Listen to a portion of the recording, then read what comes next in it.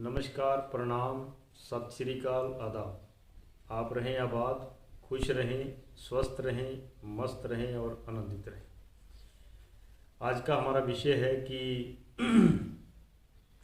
Main जो chronic बीमारी है घुटनों की नीज प्रॉब्लम, ये बहुत सारे लोगों में है और ख़ास करके पंजाब में तो बहुत ज़्यादा है। तो उसके लिए आप अपने घर में भी इलाज कर सकते हैं, उपाय कर सकते हैं। क्योंकि ये जो हमारा घुटना है, लोअर बैक से नीचे जो है हमारा घुटना, घुटने का मतलब होता है कि लोअर बैक के नीचे का न्यूरो सिस्टम, और इस सिस्टम के अंदर तकरीबन 10,000 सिस्टम काम करते हैं जो थाई के ऊपर वाले हिस्से को और नीचे वाले हिस्से को चलाते हैं। तो ये हमारा मेन है क्योंकि ये सेंटर में है। ये ऊपर के हिस्से को भी कंट्रोल करता है और नीचे वाले हिस्से को भी कंट्रोल करता है। और दूसरे शब्दों में कहें कि बॉडी का जो पूरा भार है, पूरा वेट जो है, वो घुटने ही उठाते हैं और उठा करके हमें एक से दूसरी जगह पहुंचाते हैं।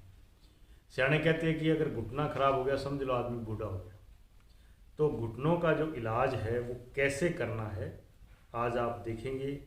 नोट कर लीजिए, बिल्कुल आसान है, आप आराम से घर में कर सकते हैं, कोई इसमें मुश्किल काम नहीं है। इसके लिए आपको क्या करना है, एक तो आपके पास तेल होना चाहिए। ये जो हमने तेल तैयार किया है इसमें 3 तरह के तेल हैं।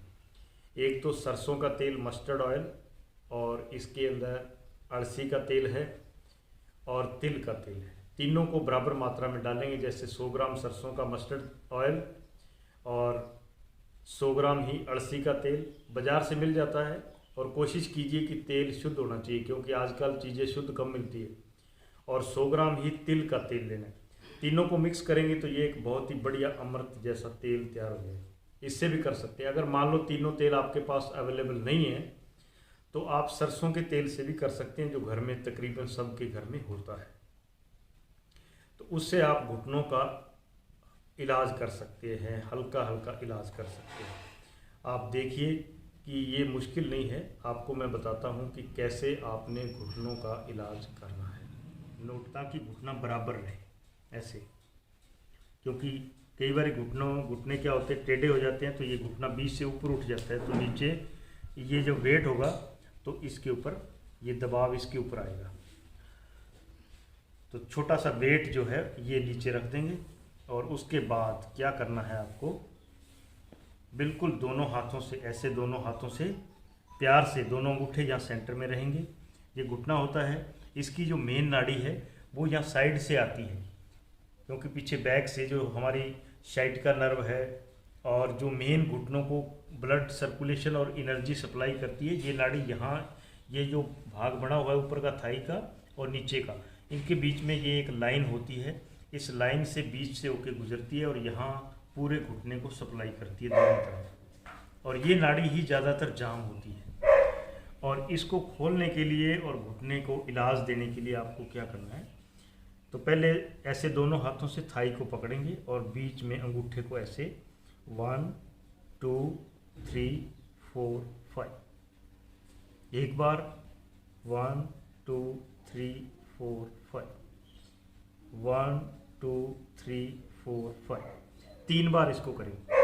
उसके बाद हथेली को यहाँ रखेंगे, एक ही जगह 5 बार क्लॉकवाइज और 5 बार एंटी क्लॉकवाइज घुमाएंगे। उसके बाद जगह चेंज कर देंगे, दूसरी जगह 5 बार क्लॉकवाइज, 5 बार एंटी क्लॉकवाइज, हल्का हल्का 3 बार ये रिपीट करेंगे, 3 बार ये रिपीट करेंगे। उसके बाद फिर एक बार आप अपनी उंगलियों के पोरे और अंगूठे से पूरी थाई को प्रेस करेंगे, ऐसे ऐसे प्रेस करना है। इतने में नाड़ियाँ जो है वो नरम हो जाएगी और प्रेशर से हल्की फुल्की खुल भी जाएगी। अब आपको क्या करना है कि तेल लगाना है। तेल लगाने के बाद पूरा तेल जो है यहाँ सेंटर में डालेंगे, ऐसे पूरा बढ़िया से डाल देंगे और अपनी उंगलियों से प्यार से ऐसे रबिंग करेंगे, साइडों में भी और क्योंकि घुटना यहाँ है, इलाज यहाँ देना है, क्योंकि नाड़ियाँ यहाँ है सारी जो सप्लाई घुटनों को देती है। तो इस प्रकार प्यार से क्या करेंगे, थाई की रबिंग करेंगे। बिल्कुल आसान है, साथ में सेवा की सेवा हो जाएगी और साथ में किसी रोगी का भला भी हो जाएगा। अब क्या करना है, ये अंगूठे, ये देखो इस अंगूठे से आगे की ओर, इससे आगे ऊपर की ओर ब्लड को जो, क्योंकि नीचे तो आ ही रहा है, हमने ब्लड को ऊपर की ओर जब धकेलेंगे तो प्रेशर बढ़ेगा और खून तेजी से नीचे की ओर आएगा और नाड़ी जो जाम है वो ऑटोमेटिक खुल जाएगी। ये देखिए ऐसे करना है, ऊपर की ओर।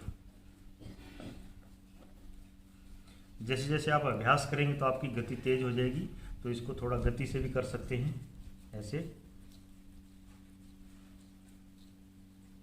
फिर दोनों हाथों को आधा बंद करके ऐसे ऐसे गोल गोल घुमाएंगे।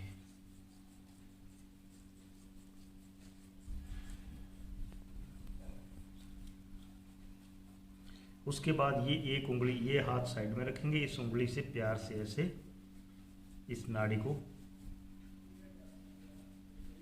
क्लॉकवाइज हल्का हल्का नाड़ी को खोलने की कोशिश करेंगे। आसान है, ये अपने आप खुल जाती है, कुछ ज़्यादा इसमें वो नहीं है। इसके बाद अब हम आते हैं घुटने के पास।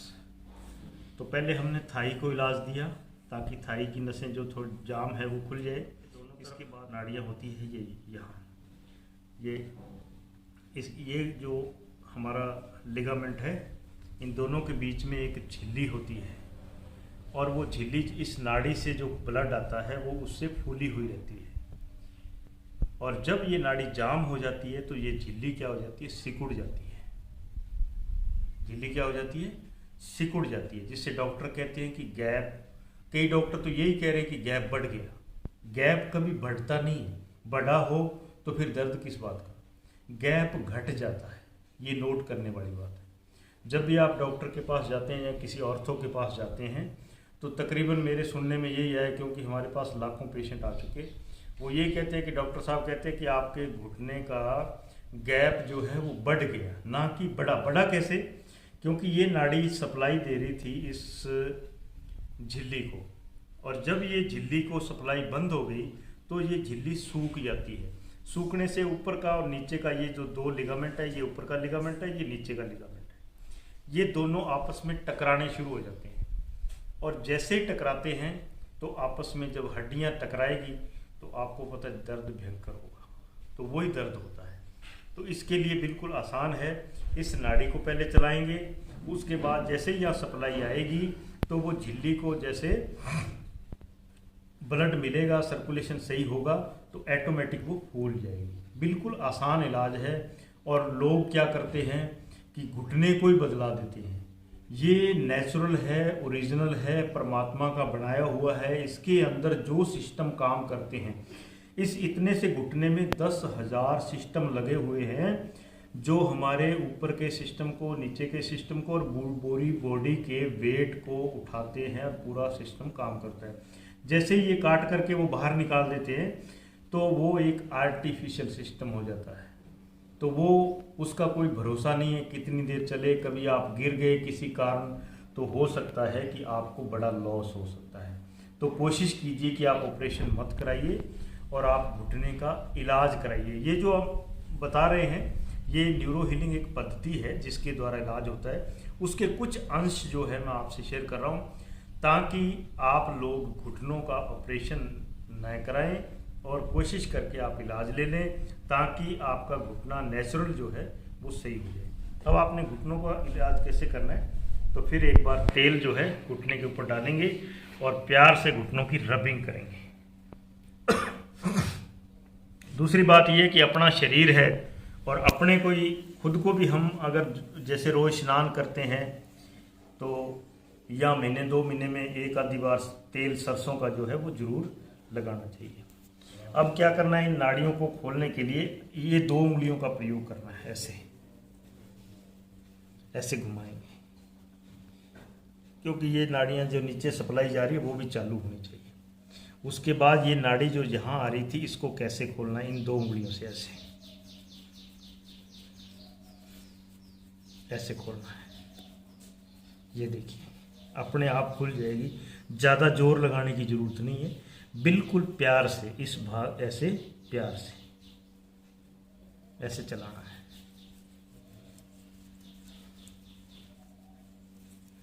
उसके बाद ऊपर की ओर करना जो है वो ऊपर की ओर है, ताकि ब्लड को ऊपर की ओर हमने धकेलना है।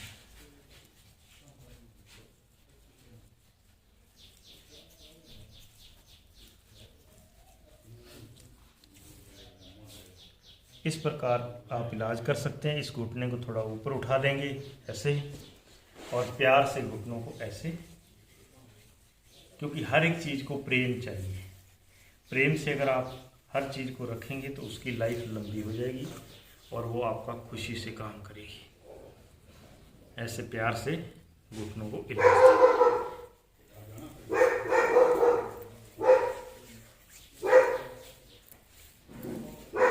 इतने में घुटनों को खूब आराम मिलेगा, रिलैक्स हो जाएंगे।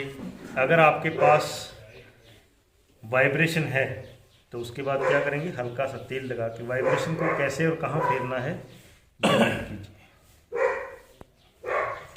ये जैसे वाइब्रेटर है तो इसको यहाँ से चालू करेंगे और चेक कर लेंगे कि ठीक चल रहा है हाथ से।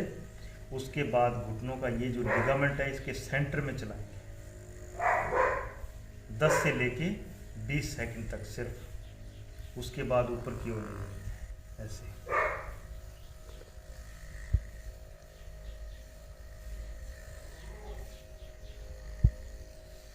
और उसके बाद हाथ का थोड़ा सा प्रेशर देके जो साइड में जो मैंने नाड़ी बताई थी, जो मेन नाड़ी है जो घुटने को ब्लड देती है, उसी के ऊपर वाइब्रेशन को ऊपर से नीचे की ओर, अब नीचे की ओर आपने वाइब्रेटर को नीचे की ओर लेके आना है।